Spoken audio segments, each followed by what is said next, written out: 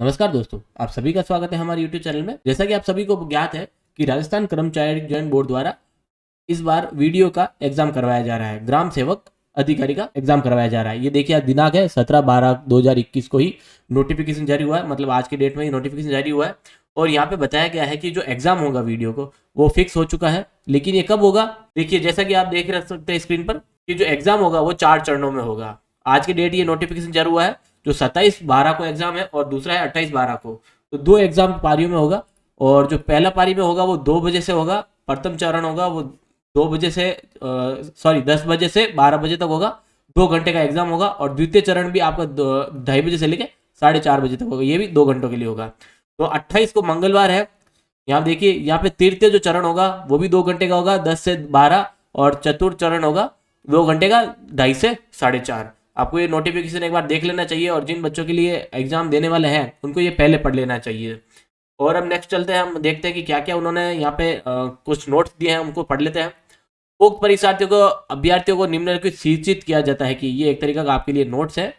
आप ये समझ लीजिए अभी कि आवेदक ये सुनिश्चित कर ले कि बोर्ड कार्यालय में उक्त विज्ञप्ति के अनुसार निर्धारित पात्रता को शैक्षणिक योग्यता रखे। ठीक है। और दूसरा जो सबसे इंपॉर्टेंट पॉइंट आप सभी के लिए है कि दिनांक 27/12 मतलब एग्जाम की डेट है फर्स्ट चरण और सेकंड चरण वालों के लिए। और 28/12 तृतीय चरण और चतुर्थ चरण को आयोजित होने वाले ग्राम विकास अधिकारी की भर्ती मतलब ग्राम सेवक की भर्ती में अभ्यर्थी प्रोविजनल ई प्रवेश पत्र मतलब जो नेट से डाउनलोड होगा, RSSM SSB की साइट से जो डाउनलोड होगा वो यहाँ पे मिल जाएगा। ये आपको वेबसाइट दे रखी है, यहाँ पर आप देख सकते हैं डिस्क्रिप्शन में। यहाँ पे देखिए, अंडरलाइन कर रहा हूँ मैं।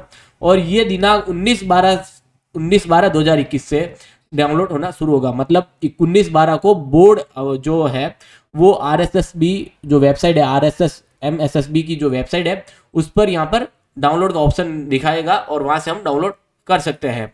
अब चलते हैं नेक्स्ट पॉइंट पर, देखते हैं नोटिफिकेशन क्या क्या बता रहा है आपको। जैसे हर बार की तरह है, इसमें नॉर्मल जो कंटेंट्स है वो है कि नकल के रोकथाम के लिए प्रभावी उपयोग किए गए हैं। तीसरे नंबर पॉइंट में आप देख सकते हैं। और उसके बाद है कि नकल के प्रयास पकड़ने का अपराधी प्रजनन दर्ज होने के साथ साथ उसको परीक्षा निरस्त होने की आयोजित होने वाली बोर्ड परीक्षा में भाग लेने से रोकने पर कैरियर समाप्त हो सकता है। अगर आप किसी प्रकार की संदिग्ध चीज लेके जाते हैं नकल करने के लिए, तो अगर पकड़े जाते हैं तो डेफिनेटली आपको परीक्षा से बाहर कर दिया जाएगा। और बोर्ड द्वारा कोई भी परीक्षा होगी आपके लिए तो वो आपको नहीं देने पाएंगे। और आपके फ्यूचर में अगर कोई एग्जाम भी होगा तो कोई भी नहीं दे पाओगे, उसकी वजह से आपका कैरियर यहाँ पे समाप्त हो सकता है। चौथा चरण है और सबसे इंपॉर्टेंट ये भी चरण है दोस्तों कि अगर आप एग्जाम देने जाते हैं तो रेल या बस की छत या कहीं पे भी पायदान पे बैठ कर न जाए, क्योंकि आप है किसी की अमानत है, आपके पीछे परिवार है, तो आपकी जिंदगी बहुत इंपॉर्टेंट है इन चीज़ों को करके। क्योंकि हमें कई बार देखना होता है कि रेल या बस की छतों पे बच्चे जाते हैं और उसके बाद कुछ हादसा हो जाता है तो उसके पीछे बहुत नुकसान होता है उनको और उनके परिवार वालों को। तो 5वां नंबर पॉइंट है कि परीक्षार्थी अगर परीक्षा केंद्र पर जाते हैं तो लगभग आपको 1-1.5 घंटे पहले अपनी उपस्थिति देनी होगी, क्योंकि आपकी तलाशी ली जाएगी। आपके पास कोई संदिग्ध चीज ना हो जिसकी वजह से आपको कोई परेशानी हो या उनको कोई तकलीफ होगी, आपको इस चीजों के लिए प्रताड़ित करना पड़े। जो 6 नंबर है कोरोना जो है वो भी सबसे इंपॉर्टेंट है। अभी हाल में हम इसके खिलाफ चल रहे हैं कोविड के, ये वैश्विक महामारी है, तो उसके बचाव के लिए आपको सामाजिक दूरी रखना जरूरी है। और इसके साथ साथ जो 7वां पॉइंट है कि परीक्षार्थी अपना मास्क लगाना अनिवार्य है। दोस्तों आप याद रखिए, कोरोना ऐसी बीमारी है, इसकी वजह से हमें बहुत ध्यान रखना पड़ेगा। और ये वैश्विक महामारी की वजह से आपको इसमें मास्क लगा के रखना पड़ेगा। साथ में आप हैंड सैनिटाइजर, आप अपने जैसे यहाँ पे देखिए पॉइंट नंबर 8 में लिखा है कि परीक्षा केंद्र में प्रवेश के द्वार कोविड-19 के मद्देनजर परीक्षार्थियों को हैंड सैनिटाइजर, वॉश एवं तापमान व्यवस्था की व्यवस्था साथ में ले जाए। मतलब तापमान व्यवस्था, आपकी तापमान मतलब होता है आपका थर्मामीटर, जो हॉस्पिटल में होता है, ज़्यादा से ज़्यादा आपको मार्केट में मिल जाएंगे, उसको चेक करने के लिए कि आपको कोई बीमारी तो नहीं है, मतलब बुखार उखार तो नहीं है उसके लिए। और जो नेक्स्ट पॉइंट दिया है कि जो प्रवेश पत्र मिलेगा आपको, नंबर जो पॉइंट है उस पर आपको अपने पहचान पत्र की एक पीछे लगानी है, आपको फोटोकॉपी लगानी है।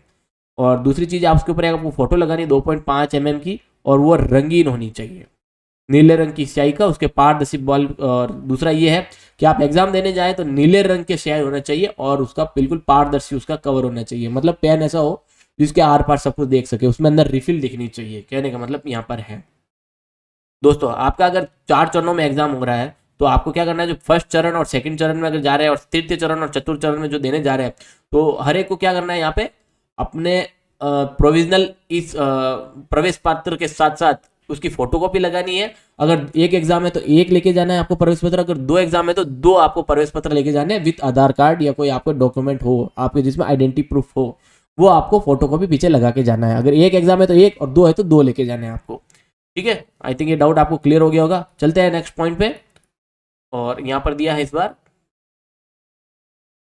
ये देखिए यहाँ पर दिया है कि उक्त, आप देख सकते हैं 10वें नंबर पॉइंट में कि परीक्षा केंद्र में फोटो पहचान पत्र के आधार पर ही पहचान सुनिश्चित की जाएगी कि तलाश के उपरांत ही प्रवेश में दिया जाएगा। तो आप बेटर रहेगा कि आपने कोई ओरिजिनल आईडी प्रूफ हो, आधार कार्ड है, पासपोर्ट है, ड्राइविंग लाइसेंस है, वो आप साथ में रखिएगा। उसको चेक करके ही आपको एग्जाम सेंटर में एंट्री दी जाएगी। 11 नंबर पॉइंट है, किसी भी प्रकार का पेन के अलावा किसी भी प्रकार का, वो भी पेन भी पारदर्शी होना चाहिए जिसमें अंदर रिफिल दिखनी चाहिए। किसी भी प्रकार का घड़ी नहीं पहनना है आपको। घड़ी के अलावा आपको ज्योमेट्रिक बॉक्स है, बोतल है, पानी की बोतल है, या पेन कोई और है, या प्लास्टिक है, पाउच है, कैलकुलेटर है, तख्ती है, पैड, गत्ता, पेन ड्राइव, रबड़, लॉग टेबल, स्कैनर, किताबें, नोटबुक, पर्चियाँ, व्हाइटनर, मोबाइल, ये तो बिल्कुल ही बैन होता है। Mobile phone, Bluetooth earphone, microphone, pager या किसी प्रकार का संचारण, मतलब जिससे ब्लूटूथ कनेक्ट होता है या सैटेलाइट से कनेक्ट होता है या नेटवर्क से कनेक्ट होता है, वो कोई भी चीज का आपको अलाउ नहीं है। उसके साथ साथ आपको हथियार भी अलाउ नहीं है। सपोज अगर आप नेल कटर भी लेके जाते हैं तो वो भी अलाउ नहीं है। किसी भी प्रकार का हथियार यहाँ पे आपको देखने को मिलेगा कि परीक्षा केंद्र में यहाँ पे नहीं दिया जाएगा। अगर ये मिलता है आपके पास में तो आपको परीक्षा केंद्र में अलाउ नहीं करेंगे। आपको ये चीज अगर आपके पास होगी तो आप पहले ही इसको आपकी या तो गाड़ी में रख दीजिए या कहीं बाहर आपके सेंटर में रख दीजिए। सेंटर में नहीं, सेंटर के बाहर कहीं पे भी आप अपनी इच्छा अनुसार कहीं पे भी रख सकते हैं। तो अब चलते हैं नेक्स्ट पॉइंट पे, और उक्त परीक्षार्थी की जो ड्रेस कोड होगी वो सबसे इंपॉर्टेंट है यहाँ पे। देखिए उक्त परीक्षा में देखिए पॉइंट नंबर जो 12 है, निम्नानुसार ड्रेस कोड लागू की गई है। तो पहला जो पॉइंट है, कोट, टाई, मफलर, जैकेट, जरबीन, ब्लेजर, शाल आदि पहनना नहीं आवे। देखिए अब दोस्तों अभी सर्दी का टाइम चल रहा है, जो एग्जाम का टाइम आने वाला है उसमें थोड़ी सी सर्दी रहेगी। सर्दी थोड़ी नहीं कह सकते, बट उस टाइम क्या हो सकती है वो उसके आगे, लेकिन सर्दी रहेगी। तो उसके बेसिस पे अभी देखिए आपको ये चीज का ध्यान रखना है कि ये ना पहन के जाए। और परीक्षार्थी शर्ट बिना जेब, जो पहन के जाना है वो है शर्ट बिना जेब वाली गर्म जर्सी, स्वेटर जिसमें बटन नहीं लगे रहने हो वो पहन कर आए। अगर आपको सर्दी लग रही हो तो ऐसा आपको स्वेटर पहन के जाना है जिसके अंदर किसी भी प्रकार का कोई बटन ना हो, और वो स्लीवलेस होना चाहिए, और बटन जिसमें बटन भी नहीं होना चाहिए, और सॉरी जेब भी नहीं होना चाहिए। और दूसरी चीज है, शर्ट में किसी तरह की जेब आदि ना हो, ये भी आप जरूर ध्यान रखिए। और अगर कैसे कोई आपत्तिजनक सामग्री में अगर छुपाए जाने की संभावना हो तो पहनने नहीं आवे। महिलाएं अपने बालों में रबड़ बैंड या साधारण किस्म की हेयर पिन लगाकर आ सकती है। देखिए अगर आप, मैंने कई बार एग्जाम में देखा है कि क्या करती है महिलाएं अपने बालों में मोटा सा रबड़ डाल के चली जाती है। तो दोस्तों मोटा सा रबड़ अलाउ नहीं है एग्जाम में। पतला सा एक मिलता है वो आप पहन के जाइए, और नहीं अगर वहां पे नहीं मिलता है तो एग्जाम सेंटर में आपको फिर वहां पे एक पतला सा रबड़ दिया जाएगा। वो कोई श्योरिटी नहीं है कि दिया जाएगा, बट मे भी दे सकते हैं वो लोग, अगर आपके पास नहीं अवेलेबल हो। वो होगा जो आप कहीं मिठाई के लेने जाते हो तो मिठाई के डब्बों पे जो रबड़ मिलता है उस टाइप का आपको रबड़ मिलेगा, पतला सा, बहुत लंबा खींचता है, तो वो भी बढ़ता है उसी के साथ साथ। अब चलते हैं इसी में नेक्स्ट जो पॉइंट है, परीक्षार्थी को परीक्षा केंद्र में तलाशी के समय गर्म स्वेटर, जर्सी उतारकर सिर को स्कार्फ आदि हटाकर तलाशी देनी पड़ेगी। मतलब आपको अगर कोई गर्म शर्ट के अलावा अगर कोई गर्म चीज पहन रखी है आपने, स्वेटर वगैरह, इनर वगैरह कुछ भी, तो उसको आपको हटाना पड़ेगा पहले, और फिर आपकी तलाशी ली जाएगी। इसमें पॉइंट नंबर 3 देखिए कि परीक्षार्थी को पूरी आस्तीन का कुर्ता, या लेडीज के लिए है, पूरी आस्तीन का कुर्ता, शर्ट, ब्लाउज आदि पहनकर आने की अनुमति होगी, परंतु अपनी वेशभूषा में बड़ा बटन, किसी भी प्रकार का जड़ऊ पेन या बेज या फूल आदि लगाने की अनुमति नहीं दी जाएगी। मतलब बिल्कुल, कहने का मतलब बिल्कुल साधारण कपड़ा होना चाहिए। इसी प्रकार का कोई भी डिजाइन, कोई भी तरह का फॉर्मेट किया हुआ या उसके ऊपर कुछ फूल लगा हुआ बड़ा सा या कुछ डिजाइन बनी हुई है तो वो सिर्फ चीजें अलाउ नहीं होगी। हो सकता है कांच की भी होता है, वो भी अलाउ नहीं होगा उसमें। ठीक है, इसमें अब चलते हैं नेक्स्ट पॉइंट पे और देखते क्या उन्होंने नोटिफिकेशन दिया है, नोटिफिकेशन में क्या क्या चेंजेस किया है। परीक्षार्थी लाख, कांच की पतली चूड़ियों के अलावा किसी भी प्रकार के जेवरात नहीं पहन के आ सकती है। देखिए बहुत इंपॉर्टेंट है, लाख और कांच। लाख तो हालांकि देखिए बहुत कम यूज करते हैं, लेकिन कांच की जो चूड़ियां है वो आपको मार्केट में मिल सकती है। अगर आपको जरूरत है कि आपको पहनना ही है तो वो आप सिर्फ कांच की चूड़ियां मिल सकती है आपको मार्केट में इजीली, तो वो पहन लीजिए। लाख तो बहुत, मैं नहीं कह सकता हूँ मिलेगा आपके मार्केट, बट थोड़ा मुश्किल भी है। और अन्य के प्रकार का किसी भी प्रकार का आपको ऑर्नामेंट्स अलाउ नहीं है, चाहे वो गोल्ड का हो चाहे वो सिल्वर का हो, किसी भी प्रकार का अलाउ नहीं रहेगा। 5 नंबर पॉइंट में है पहनाव में कि परीक्षार्थी केंद्र में किसी प्रकार की घड़ी, धूप का चश्मा, बेल्ट, हैंडबैग, ईयर पेन, घड़ा, ताबीज, हैंड स्टॉल, सॉल, मफलर परीक्षार्थी में शामिल नहीं होंगे। कई होते हैं कि भाई साहब कि मेरे को तो ताबीज पहनना बहुत जरूरी है, नहीं तो मैं बीमार हो जाऊंगा, ऐसा वैसा।